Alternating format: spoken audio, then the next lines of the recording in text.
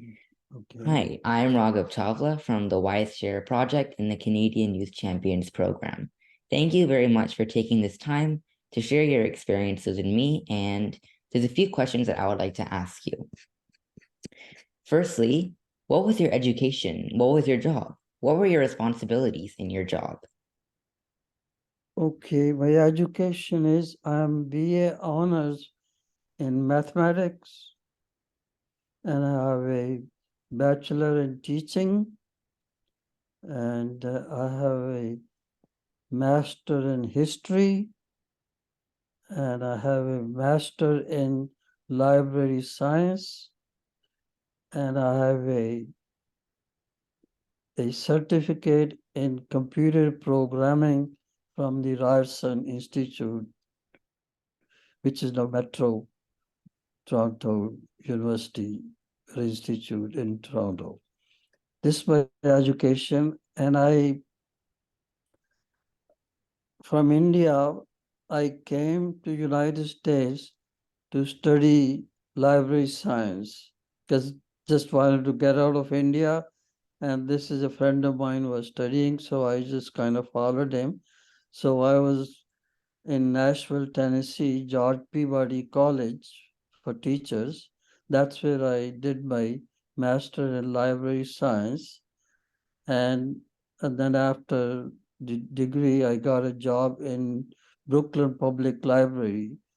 And I worked there for about a year and a half since I was on a student visa. And then I got a visa to Canada and I got a job at University of Toronto in the Robarts Library cataloging department. So I worked there and then I became a supervisor for the Indian books from India and the Indian languages, Hindi, Sanskrit, Urdu, and others. So that's my job. I was supervisor there and I retired from there in 1965. Wow. So you had a really long career and a Yeah, really long education. yeah. I worked there from 1965 to 2001. I retired in 2001. Yeah, That's incredible. yeah, Thank you for sharing that with me. yeah. Um, Similarly, I was wondering, what's like generally one piece of advice that you would give to youth nowadays, like our generation? Well, the advice is basically I find it's the hard work and focus. Like keep keep something in mind what you want to achieve. That's the goal, and it's the hard work. You really have to put in work hours and focus on it. And that's what I personally think is very important. And of course, look for the opportunities to improve your education. Even while I was studying, while I was working, I tried to take education courses here and there. And funny thing is, even if I took a course, how to improve the accent. Because coming from India, your English is, kind of funny sounding.